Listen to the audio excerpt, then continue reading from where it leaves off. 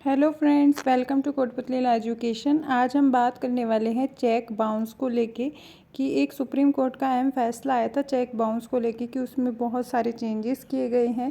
तो देखेंगे कि क्या क्या चेंजेस किए गए हैं, कौन सा जो सेक्शन है वो उस पर अप्लाई होगा और किन मतलब मामलों में चेक बाउंस समझा जाएगा और किन में नहीं समझा जाएगा। तो आप वीडियो के लास्ट तक बने रहें। वीडियो को लाइक और शेयर भी कर दें, चैनल को सब्सक्राइब भी कर लें, साथ ही बेल आइकन पर भी प्रेस कर लें जिससे आगे आने वाली वीडियो अपडेट आपको मिलती रहे। तो चलिए अभी हम बात करेंगे चेक बाउंस को लेके। देखिए, केस टाइटल है के हेमावती बनाम आंध्र प्रदेश राज्य।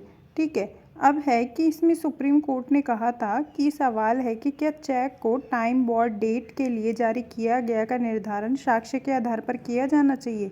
मतलब ऋण के लिए जो चेक जारी किए जाते हैं, अगर वो साक्ष्य के आधार पर निर्धारित किया जा सकता है, तो सुप्रीम कोर्ट ने क्वेश्चन किया और फिर उसके आंसर में कहा, कोर्ट ने कहा कि ये बिल्कुल स्पष्ट है कि जो एनआई एक्ट होता है, मतलब जो चेक के लिए जो एक्ट यूज़ लिया जाता है, NI act, negotiable instrument act, उसके तहत संभावित कार्यवाही की प्रकृति को ध्यान में रखते हुए और ये भी ध्यान में रखते हुए कि चेक खुद भुगतान करने का एक वादा है। मतलब जो चेक दिया जाता है तो उसमें यही होता है कि हम उसका भुगतान करेंगे। ठीक है, भले ही कर्ज समय बाधित हो। तो इस अदालत ने उस परिस्थिति में अनुबंध अधिनियम की 25 का सब क्लॉज 3 है, उसमें निहित प्रावधान को ध्यान में रखा गया और संकेत दिया गया कि यदि ये प्रश्न कि क्या ऋण या देनदारी सीमा से बाधित है तो ऐसी कार्रवाई में विचार करने योग्य मुद्दा है, तो इसका निर्णय पार्टियों द्वारा प्रस्तुत साक्ष्य के आधार पर किया जाएगा कि मतलब उन्होंने क्या क्या जो प्रूफ दिए हैं। ठीक है, और जो कॉन्ट्रैक्ट एक्ट है उसका सेक्शन 25 के अकॉर्डिंग किया जाएगा, जिसमें बताया गया है कि गिफ्ट भी दिए जा सकते हैं, सभी चीज़ें कॉन्ट्रैक्ट नहीं होती। ठीक है, तो क्योंकि सीमा का प्रश्न कानून और तथ्य का मिश्रित प्रश्न है, ये केवल उन मामलों में है जहां वह राशि जिसके लिए चेक जारी किया गया है और वह बाउंस हो गया है, तो वह राशि बिल्कुल भी वसूली योग्य नहीं है और उसकी वसूली के लिए आपराधिक कार्रवाई शुरू की गई है। सीमा क्षेत्राधिकार मतलब जो आपका जुडिक्शन है उसका सवाल उठेगा। ऐसे मामलों में सीआरपीसी की धारा 400 जो हम मोस्टली यूज़ लेते हैं उस पर एक याचिका पर विचार करना उचित नहीं होगा। ठीक है, तो 482 की जो धारा है उस पर एक याचिका पर विचार करना उचित नहीं माना जाएगा।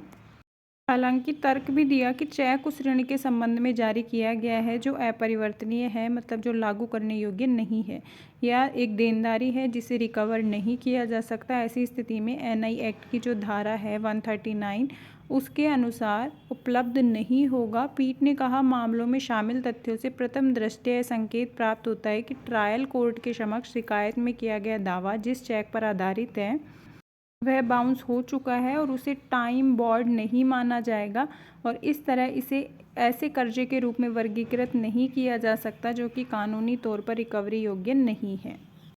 और अदालत ने कहा कि मौजूद मामले में न केवल राशि कानूनी रूप से वसूली योग्य कर्ज थी बल्कि शिकायत भी समय के भीतर दर्ज की गई थी। इसलिए सुप्रीम कोर्ट ने हाई कोर्ट के फैसले को रद्द कर दिया और शिकायत बहाल कर दी। तो इस मामले से प्रिंसिपल यही लेट डाउन होता है सुप्रीम कोर्ट की साइड से कि चेक बाउंस मामले को धारा 482 के तहत केवल तभी रद्द किया जा सकता है जब राशि पूरी तरह से वसूली योग्य ना हो। कर्ज टाइम बॉर्ड है, मतलब जो ऋण है या नहीं है, ये साक्ष्य का प्रश्न है, तो ये सुप्रीम कोर्ट डिसाइड करेगा इस पर।